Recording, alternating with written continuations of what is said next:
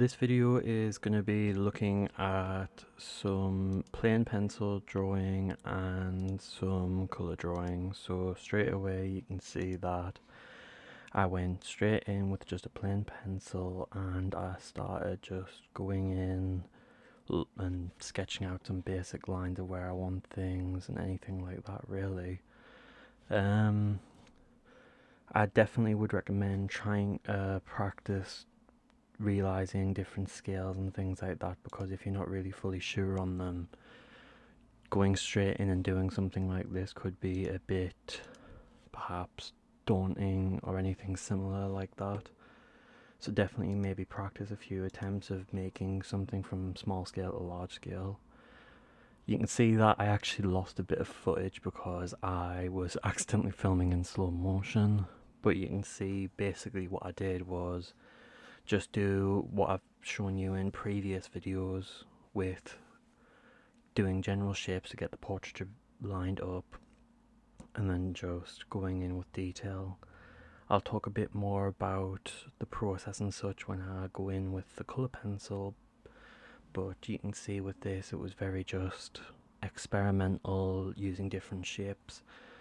For references I just used some very basic portraits, and for the wings I actually used different types of wings and compared them, such as geese, swan, duck, pigeon, hawk, all kinds of different wingspans. And I definitely think it's good to compare between different references when you're thinking about experimenting with different abstract ways in which you can combine human form with other living objects, living beings such as animals, organisms, anything similar like that. Definitely compare different reference pictures so that you can get a wider sense of what different versions of your drawing could look like, and then maybe do some sketch outs of different versions. Here I was trying to mainly sketch out what I wanted the general image to look like so that I could get a better sense of what I wanted the general shape and value to be like on such a big scale. I experimented with some different sleeve patterns, different tonal shape, value. I did the hair pretty tame, and I think I ended up making it a bit bigger later on. I definitely think that I should have made the hair a lot bigger here, but I didn't. I should have made the shadows on the face a bit more dark. I should have added a lot more detail of the hands, and I didn't really do the pattern on the sleeves the best. So it's a lot of these things where if you're doing initial sketches, it's best to do a few versions because you can see what you like and what you don't like. So later on for the final, you can definitely get a better sense of what the realized version should look like. I definitely would say maybe do what I'm going to do here and do one version in black and white and then do another version in colour. One will let you get a better sense of what you want the scale and sort of the tone and value to be, while the colour version will allow you to just focus more on the colour and the way different colours will contrast and complement each other. It'll just give a better sense of how it'll change from one to the other. I'd definitely say that's one of the best tips I could give.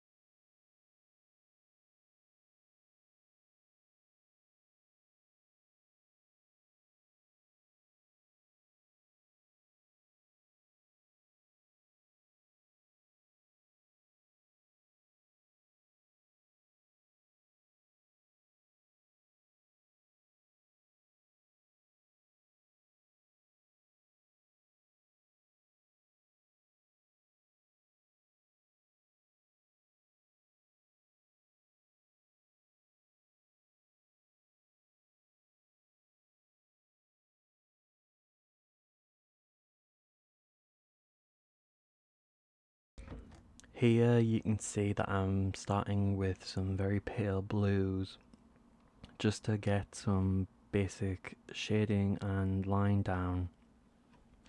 I tend to go in with some of the paler shades of what I plan to use to get a basic outline to replace the general plain pencil sketch, because I feel like you can get a better sense of whether the imagery is looking how you wanted it to when you're using colour and using such like a pale blue, which is uncommon. But for this imagery I decided I wanted to try using a lot more cool tones to give the piece almost a more desaturated and almost ill, sickly looking vibe. I definitely think that it's something to try out, and I was really inspired by Marco Mazzoni. But for this one, he tends to do a lot of portrait works with the portraits being obscured in some manner. And I was also inspired by Hendrik Uldalen, who I also really love. He tends to do oil painting and then disfigures the oil paintings, whether by burning them or just general disfigurement with paint. So I was definitely inspired by both of them for this piece. I decided to use a lot more cool tones like Marco Mazzoni because I thought it would almost be ironic to do such a thing, considering this piece was inspired by Icarus, who flew too close to the sun, and then doing something very cool toned instead of warm toned, because despite trying to get so close to the warmth of the sun, could never quite get there. I genuinely think it was almost a little sarcastic and just ill-fated to do such a thing in cool tone rather than warm tone. So you can see all I'm doing is taking another pale purple tone just to add more depth and shadow in. I'm using it almost like you would just a normal plain pencil, just going in with different pale versions and just adding more and more depth, giving it a bit more dimension, just using different colours. I used light blue, a light purple, and now I'm using almost like a very cool toned pale browny pink. Here you can see I'm going in with a slightly darker pink to give a bit more life into it, but still remaining a bit more cool tone. A lot of the pencils, even though they may look warm, were actually quite cool toned.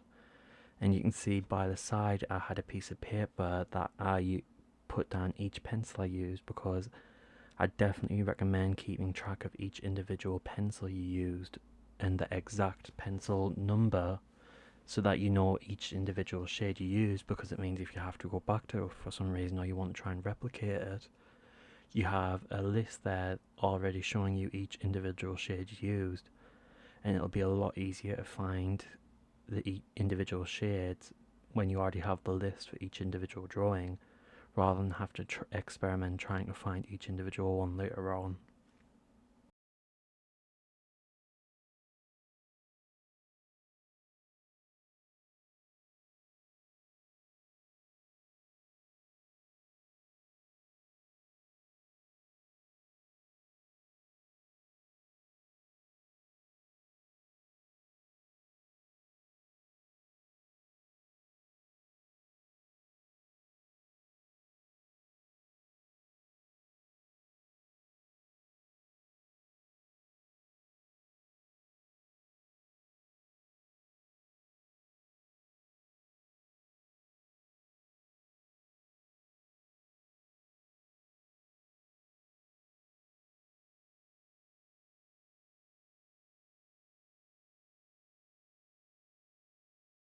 Here you can see I'm using quite a warm tone red to create the start of the wings from where the eye sockets would be.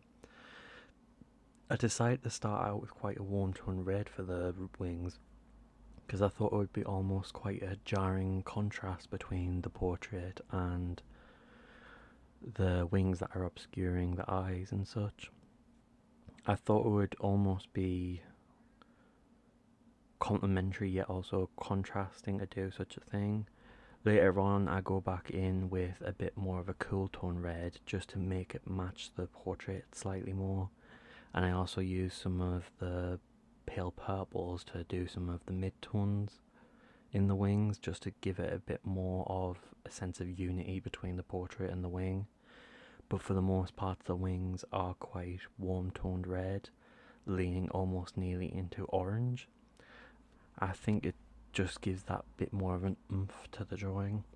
I definitely say experiment with different colours and seeing how they contrast and complement, even if it's just almost comparing the pencil shade right next to what you've already done and seeing how you think it looks.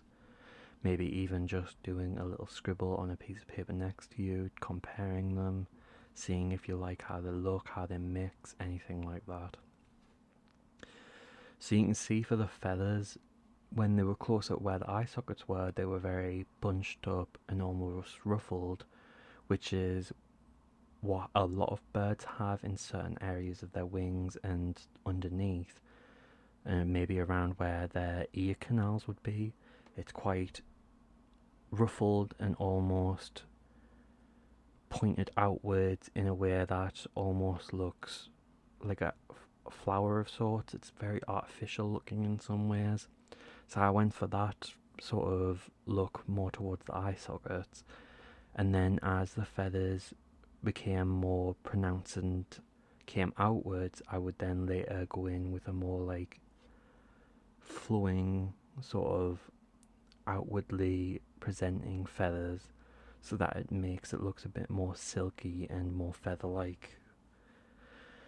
I definitely think if you were doing something like this, I'd recommend perhaps experimenting with the way in which it would look with different colours first.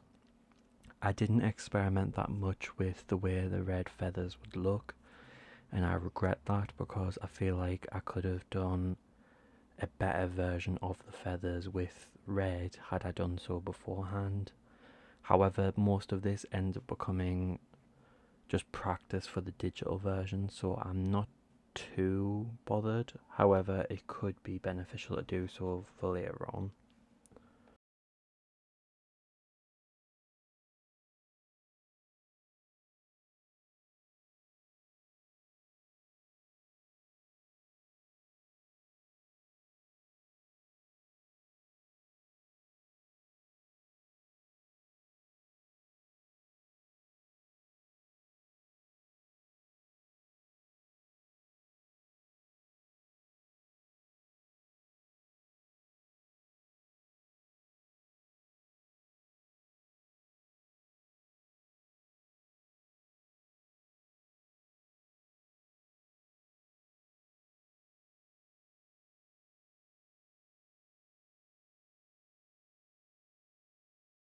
As you can see with the hair, I went in with a mid-tone blue for this because I wanted to continue with the theme of using quite cool tone colours and such to give an illusion of sort of a dark portrait that is quite cool and sickly.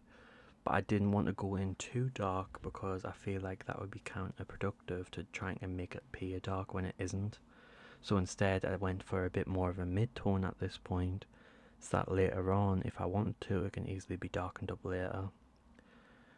Now I'm going in with the sleeves like I did on the plain version and just drawing in some of the patterns. I went for a more traditional Japanese pattern, almost akin to maybe perhaps waves or something similar, because I thought it would be just a bit more abstract, but not in a way that would be too distracting. It's almost just plain and beautiful in its own unimaginative way. But I went in with the pattern first and just got the basic pattern first, because once you've got the basic pattern down, I felt like it was a lot easier to go over the top with a cool tone blue to give it a bit more colour, and then also go in with a slightly darker blue just to give it a bit more shadow and dimension to it afterwards. So for the most part this drawing's done. And then all I did after was then take some scans of the different versions that I had done and then took them into Photoshop so that I could use it as reference for a digital version, which is also a video you can watch now too, where I explain that.